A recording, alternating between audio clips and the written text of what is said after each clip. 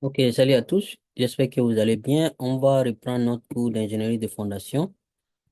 On est sur le chapitre numéro 3, capacité portante ultime. Et dernièrement, on avait parlé de la théorie de Terzaghi et comment calculer la capacité portante ultime des, des fondations superficielles. Donc, on avait vu différentes formules en fonction des formes des semelles, semelles filantes, semelles carrées, semelles circulaires. Et on avait vu des formules aussi en fonction de la méthode de rupture dans le sol. Si c'est par cisaillement général ou bien c'est par cisaillement local. OK?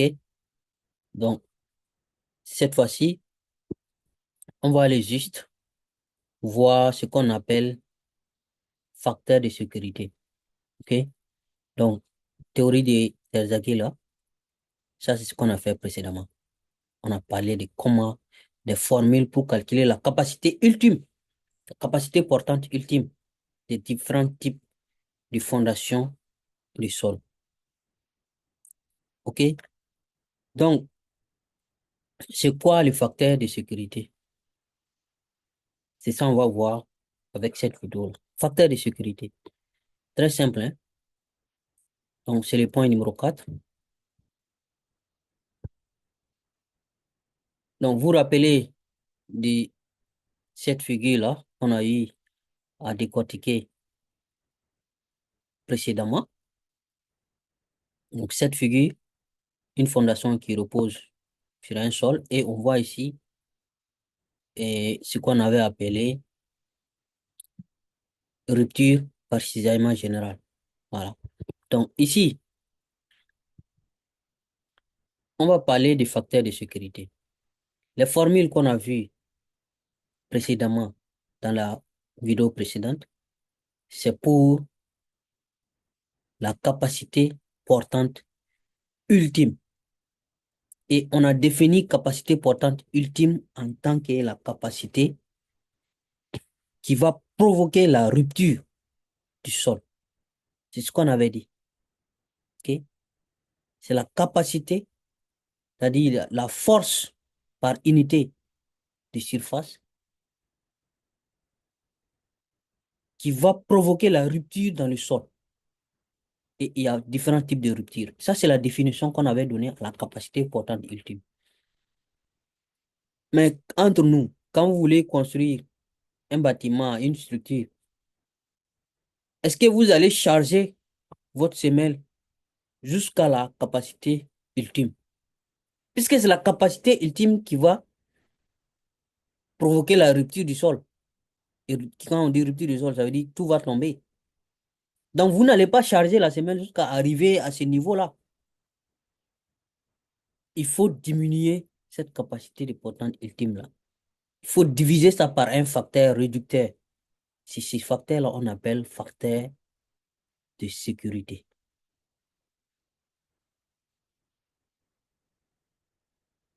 OK? Donc, il y a ce qu'on appelle capacité de portante admissible. On avait dit capacité de portante ultime, mais il y a la capacité portante admissible. Admissible, là, bon, on parle de brut, on va parler de net après. Il y a brut et puis il y a net. Mais là, on parle de brut. On va voir tout de suite c'est quoi la différence. Cette capacité portante admissible, là, elle est obtenue en appliquant un facteur de sécurité à la capacité portante ultime brute. Donc, c'est ce qu'il disait. Et voici la formule. Donc, ça, le QA là, c'est en anglais. C'est juste une appellation, hein. Vous pouvez appeler ça comme vous voulez. Mais c'est la capacité portante admissible. Et le QI là, c'est la capacité portante ultime. Donc, vous divisez ça par un facteur de sécurité, FS. OK? Donc, capacité déportante ultime divisé par un facteur de sécurité, vous obtenez la capacité portante admissible. C'est très simple, aussi simple que ça. OK? C'est très simple. Donc, comme je vous disais, ici, là, on a parlé de la capacité brute, mais on peut parler de net aussi. Certains ingénieurs préfèrent prendre des capacités nettes. C'est quoi la différence entre net là euh, et puis brut là? C'est comme votre salaire, ceux qui sont salariés, salaire net, salaire brut, salaire net. Donc, le salaire net est obtenu en enlevant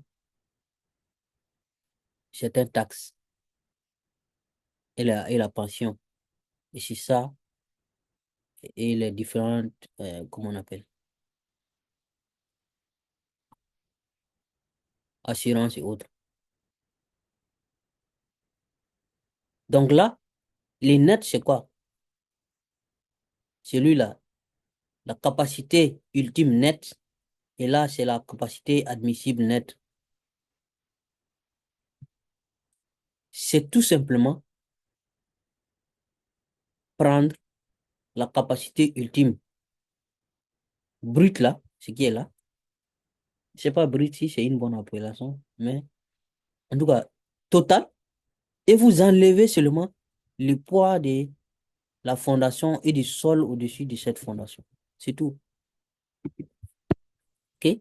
Donc, la capacité portante ultime nette là, les nets, capacité portante ultime nette, ce qui est là, est définie comme la pression ultime par unité de surface de la fondation qui peut être supportée par le sol au-dessus de la pression, au-delà de la pression causée par le sol environnant au niveau de la fondation.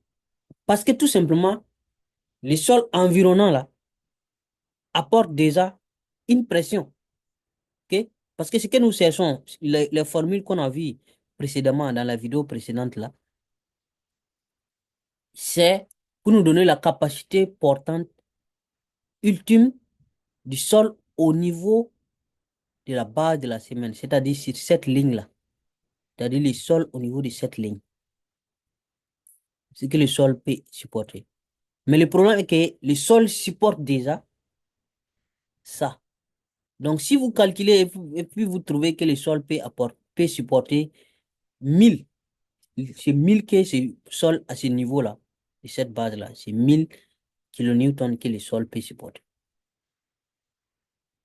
Et que par exemple, ici là, le poids de ce qui est là, c'est 30 kilonewtons par exemple. Ça veut dire que dans les 1000 là, il y a déjà 30 qui sont prises par la fondation et puis les sols qui est au-dessus ici. Ou bien, donc, si vous venez vous ajouter 1000, ça c'est erreur. Il faudra ajouter, tout ce que vous pouvez ajouter, c'est 1000 moins les 30 là. Voilà. C'est comme si votre salaire est 1000, mais 100 000.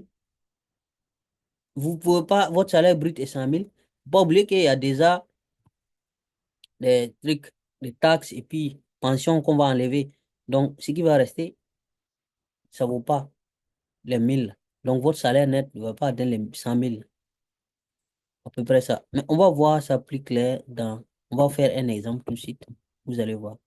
Donc, si on fait la différence, si on suppose par exemple que le poids du béton, qui est généralement autour de 25 kilonewtons par mètre cube, est égal à peu près au poids du sol là, c'est pas vraiment le cas, hein. Mais si vous ignorez la différence, il y a des sols qui peuvent atteindre 20 kilonewtons par mètre cube, 22 même. Tout dépend du type de sol. Mais il y a des sols aussi, c'est 16. Le poids unitaire, le gamma. OK? Maintenant, si nous, on néglige cette différence-là en église. On considère que le poids, c'est la même chose. Donc, on peut dire que le poids de ce qui est là, de tout ce qui est au-dessus de cette ligne-là, c'est égal à gamma fois df là. C'est le Q là, la charge qui est là. OK? Donc, pour avoir en ce moment votre Q net, c'est-à-dire la charge nette, la capacité portante ultime nette, vous prenez la capacité portante ultime totale là, c'est-à-dire brute là, moins le Q. C'est-à-dire Q, c'est-à-dire charge de ce qui est au-dessus ici. Là, vous savez, le résultat que vous allez obtenir, vous savez que, OK, c'est ça que vous pouvez, votre structure va apporter. La structure qui sera posée sur cette fondation-là ne doit pas dépasser ça. Voilà, donc le Q net, donc capacité portante ultime nette. Et ça, c'est ce qui est défini sur le poids. OK? Donc, si on reformule, voici ce qu'on a. La capacité ultime, la capacité portante admissible. OK? Je vous ai dit que AL là, c'est admissible. En anglais, en anglais, allowable, faire une capacité. Cette capacité-là, c'est égal à la capacité totale, moins on enlève le poids de ce qui est au-dessus, du sol au-dessus, et avant de diviser par le facteur de sécurité. Voici ce qu'on a. Ça, c'est le net. Maintenant, ça, c'est le brut total. Capacité portante admissible brut, capacité portante admissible net. Regardez la différence, hein. Ça, c'est net. Ah, sorry, ça, c'est brut. Ça, c'est net. Dans le net, là, pour avoir le net, vous prenez le brut, là, moins Q, moins la charge du sol, moins la surcharge du sol. Voilà, là, vous savez que, OK, ce que votre structure, que ce soit bâtiment ou truc, ce que votre structure doit apporter là, ça ne doit pas dépasser les nets que vous allez calculer. J'espère que c'est clair. Donc ça, c'est le brut, ça, c'est le net.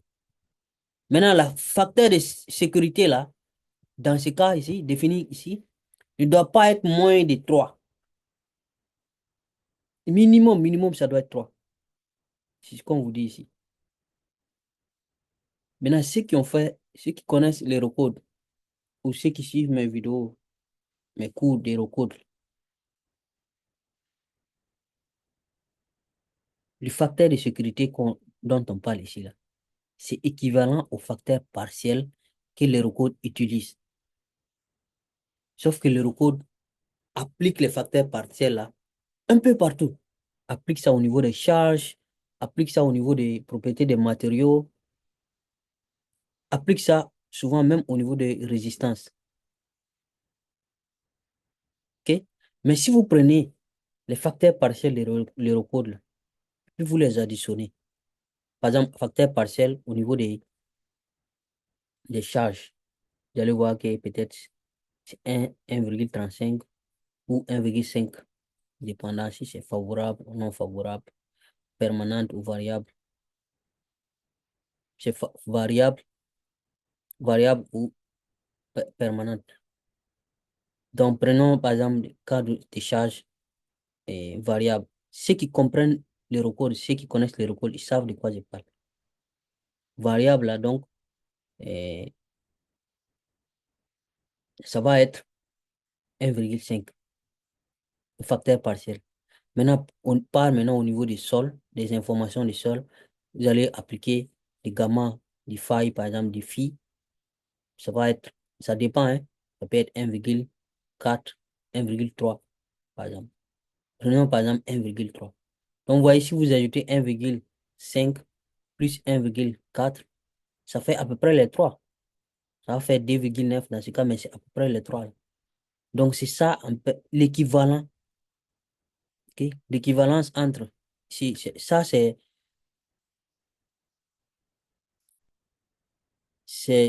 les normes genre, américaines. C'est ce que les Américains utilisent. Pas les Américains seulement. et puis l'eurocode 7. Donc, c'est à peu près l'équivalence. Donc, retenez seulement que précédemment, dans la vidéo précédente, on avait calculé, on avait donné des formules, comment calculer la capacité portante ultime. Là, maintenant, on vous donne formule pour calculer la capacité portante admissible. Parce que si vous chargez jusqu'à la capacité ultime, votre bâtiment va tomber. Donc, il faut capacité admissible. Donc, ce qui est admissible là, c'est la capacité portante ultime là, divisée par un facteur de sécurité. C'est tout ce que vous devez retenir dans cette leçon. Donc, on va prendre un exemple de calcul, puis on va calculer. Vous allez voir que c'est très simple. Donc, on vous dit une fondation carrée. Voici la dimension 2 mètres par 2 mètres. Une fondation carrée. D'accord? Une fondation carrée, 2 mètres par 2 mètres. Et on vous dit que la fondation se pose sur un sol dont l'angle de frottement égale à 25. Le phi égale à 25. La cohésion égale à 20 kilonewtons par mètre carré, c'est-à-dire kilopascal. Le poids volumique, le gamma du sol, ça fait 16,5 kilonewtons par mètre cube.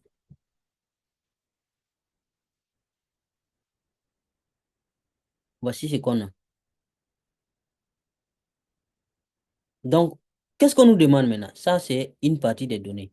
La question qu'on nous pose, on nous demande de déterminer la charge brute admissible.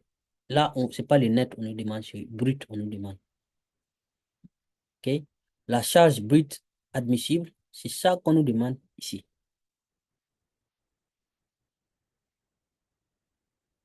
OK? Maintenant, on nous dit ici, le facteur de sécurité qu'on doit utiliser, c'est 3. Il y a d'autres qui utilisent 4, hein? 3,54. Donc, ici, on suppose que la profondeur de la semelle est 1,5. Et la rupture se fait par cisaillement général. Donc, ça, c'est une donnée, hein, c'est l'une des données les plus importantes. Parce que dans la vidéo précédente, on avait parlé de différents types de ruptures dans le sol. Et on avait donné des formules en fonction du type de rupture du sol. Capacité ultime, la fonction du type de rupture. Donc, on suppose ici que c'est général. Mais quand vous êtes en charge d'un projet, on ne vous donne pas ça. C'est à vous de déterminer quel type de rupture. Les gens considèrent toujours rupture générale, mais ce n'est pas vraiment le cas le plus souvent. Et dans la vidéo précédente, on a donné toutes les méthodes pour déterminer le type de rupture qui est susceptible d'arriver en fonction du type de sol et de la densité du sol.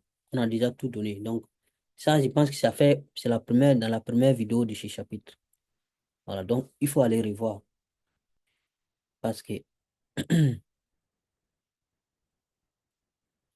donc, on va essayer de traiter les exercices. D'abord, il faut bien regarder les données qui sont là. L'angle de friction, 25. Il faut vous rappeler de ça. Okay? L'angle de frottement, hein? OK? Il faut vous rappeler qu'on a rupture par cisaillement général. Il faut vous rappeler ça aussi. Rupture par cisaillement général. Là aussi, c'est important.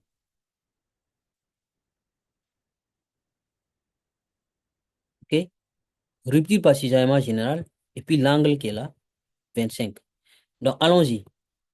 Ça, c'est un rappel. On a vu ça dans la vidéo précédente. On a vu des formules pour rupture par cisaillement général et des formules pour rupture par cisaillement local. Si vous vous rappelez, on a vu ça précédemment. Donc, ceux qui sont là en haut ici, c'est les formules pour une rupture par cisaillement général. Ce qui est dans notre cas, notre exemple ici nous dit que c'est une rupture générale qui se produit, cisaillement général, rupture par cisaillement général. C'est ça qui se produit. OK? Donc, ça veut dire que nous devons utiliser parmi ces trois formules-là, une de ces trois formules. Pas en bas ici. Il faut faire attention. Ce qui est là, c'est cisaillement local. Là, c'est rupture par cisaillement général. Donc, notre exemple parle des mots de rupture par cisaillement général. Donc, nous devons prendre ici. Maintenant, la semelle que nous avons, c'est une semelle de quelle forme? Ici, on a trois formules. Ça, c'est pour semelle continue. Ça, c'est pour semelle carrée. Ça, c'est pour semelle circulaire. Dans notre exemple, je vais retourner dans la diapositive précédente. Vous allez voir que notre semelle est une semelle carrée. Vous voyez, carré. Cisaillement général, semelle carrée, l'angle de friction 25. Donc, comme c'est semelle carrée, c'est ici. Donc, c'est cette formule-là que nous devons utiliser. C'est là. Maintenant, pour utiliser cette formule, vous vous rappelez qu'on a besoin de NC, NQ et puis N gamma. Ça, ce sont les facteurs de capacité portante qu'il faut utiliser. Et ces facteurs de capacité portante-là, on nous avait dit, voici leurs formules, ils sont là. Ces facteurs ne dépendent que de l'angle phi.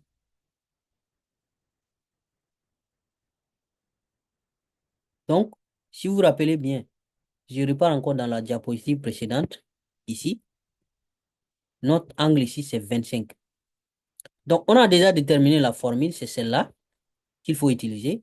Maintenant, l'angle 25 là va nous permettre d'avoir NC, NQ et puis N gamma. Donc, ça aussi, je vous rappelle ça qu'on avait vu la fois passée. On avait vu ces deux tableaux-là qui nous donnent, au lieu de calculer vous-même, on vous facilite la tâche. Pour rupture par cisaillement général, voici les tableaux des facteurs de capacité importante. Pour rupture par cisaillement local, voici les tableaux. C'est ce qu'on avait vu. Donc, dans notre cas, comme c'est cisaillement général, c'est ici on doit utiliser. Donc, vous regardez l'angle phi là, phi prime, 0, 1, 2, 3, jusqu'à 25 est là. Nous avons besoin de 25. Donc, ça veut dire que les valeurs qu'on doit prendre sont là. Ce sont ces valeurs. Pour NC, ça fait 25,13. Pour NQ, 12,72. Pour N gamma, ça fait 8,34. Donc, on va utiliser ces facteurs-là, ces coefficients-là, pour calculer, introduit dans la formule précédente pour faire. Donc, je résume tout maintenant. Les données que nous avons, phi, c, gamma, facteur de sécurité, la profondeur de la semelle, la largeur de la semelle, ou bien les mesures du côté de la semelle. OK? Et cisaillement par rupture par cisaillement général. Voici la formule qu'on a dit qu'on doit utiliser. OK? Parce que c'est une semelle carrée et puis c'est cisaillement général. Et voici les facteurs qu'on a choisis en fonction du 25 là. Donc, NC, c'est ça. NQ, c'est ça. N gamma, c'est ça. Donc, on applique maintenant la formule tout simplement. Voici l'équation qu'il faut appliquer. Vous voyez, 1,3, 1,3. C', C' c'est 20. Le 20 là est là, hein, ça est là. OK? Après, c'est NC. NC, sa valeur est là. 25,13. Donc, je multiplie ici. Le plus, c'est le plus qui est là. 1,5 fois 16,5. Ça, c'est le Q. C'est, vous voyez, gamma fois DF. C'est ça qui est Q. Donc, le DF, c'est 1,5 et le gamma, c'est 16,5. C'est pour ça que vous avez ça. Ça, c'est le Q. Et le NQ est là, 12,72. 12,72. On met plus les 0,4 qui est là. Le gamma, c'est 16,5. Donc, 16,5.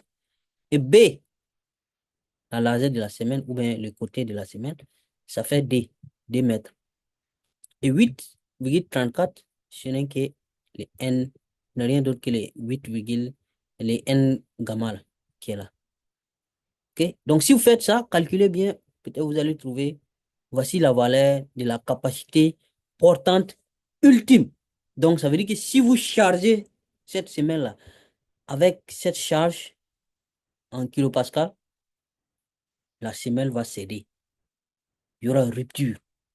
C'est ça qu'on appelle capacité de portante ultime. Mais, si vous faites au dimensionnement, vous n'en avez pas dit d'appliquer cette charge. L'ingénieur de structure ne peut pas appliquer cette charge.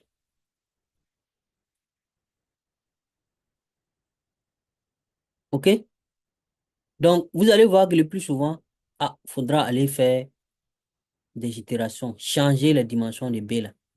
Changer, si vous changez, la pression va diminuer un peu. Quelque chose comme ça. Souvent, on décide de faire radier général, carrément. Donc, ça, anyway, c'est la capacité portante ultime. Maintenant, nous, on nous a demandé, la question nous a demandé de faire la capacité portante admissible. C'est ce qu'on nous demande. Admissible. Et on nous a dit que pour avoir la capacité portante admissible, il faut prendre les capacités portantes ultimes que vous divisez par un facteur de sécurité. Voilà. Donc, la charge admissible par unité de surface, voici ce que ça va donner. Donc, ultime là, les 1078,29 là, vous divisez tout simplement par le facteur de sécurité, qui est 3. Donc, voici ce que vous pouvez charger. Donc, la capacité portante ultime, c'est 1078,29. Mais ce qui est admissible, la charge admissible, ce que vous pouvez charger là, vous n'êtes pas autorisé à tout charger. C'est ça. Voici ce que vous êtes autorisé à charger. 359,5.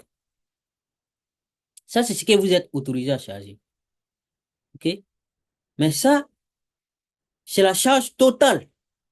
Maintenant, je vais ramener un peu les concepts de capacité, la charge admissible nette là. Ça, supposons que c'est ce que vous êtes autorisé à charger, les 359,5. Mais dans ça là, il y a déjà le sol, c'est ce que le sol qui est en bas ici doit supporter. Mais le sol là supporte déjà la semelle et le sol qui est au-dessus de la semelle. Ou bien, donc, pour avoir le net, il faudra prendre ça, moins le poids de la semelle et du sol au-dessus de la semelle. Si on fait à peu près, ça va faire à peu près égal à Q. C'est pour ça qu'on fait moins Q pour dire que c'est ça le net. Le net, là, ça veut dire que c'est ce que le bâtiment ou bien la structure doit amener. OK? C'est ce que la semelle ne peut pas supporter une structure qui amène plus que ça. C'est ce que ça veut dire. Voilà. Donc, maintenant, nous pouvons calculer la charge brute totale autorisée. Parce que là, la charge qu'on vient de calculer, ça là, c'est en kilopascal. C'est en kilonewton par mètre carré, c'est-à-dire par unité de surface. Nous, on est à l'aise avec les kilonewtons, mais d'autres même en kilogrammes. Mais je pense que le Newton peut faire l'affaire. Donc, pour avoir la charge correspondante en kilonewton, bah, il faut juste multiplier par la surface de la semelle. Vous-même voyez kilonewton par mètre carré. Si vous multipliez par mètre carré, les mètres carrés vont disparaître. Ou bien. Donc, pour faire ça, donc on est obligé de multiplier ça par. Ok. Là, nous voulons juste chercher la charge en kilonewton. C'est tout. Donc, il faudra multiplier par B au carré, c'est-à-dire côté au carré, c'est-à-dire la surface de la semelle. Si vous faites ça, vous allez obtenir donc 1438 kilonewtons. OK? Donc ça, c'est la charge admissible brute. Je répète encore, à ce niveau aussi, vous pouvez chercher la charge admissible nette. Pour l'avoir, cette charge admissible nette là, il faudra prendre la charge brute là, moins le poids de la semelle et le sol au-dessus de cette semelle. Donc là, ce que vous allez obtenir en ce moment, c'est ça qu'on va vous appeler la charge admissible nette. Et c'est la charge que votre bâtiment peut amener sur la semelle. C'est-à-dire la charge que vous allez ajouter ici. Le bâtiment va amener, la structure va amener sur cette fondation. Donc, ça veut dire que la fondation ne peut pas supporter une structure qui a plus que cette charge, qui pèse plus que ça. C'est ce que ça veut dire. OK? Bon, j'espère que c'est compris, hein. Voilà. Donc, c'est tout pour ça, pour cette vidéo. J'espère que vous avez compris. Retenez seulement que la capacité portante euh, admissible est égale à la capacité portante ultime et divisé par un facteur, un coefficient de sécurité. D'accord? Voilà. Donc, merci beaucoup pour votre temps et à très bientôt. À la prochaine. Merci.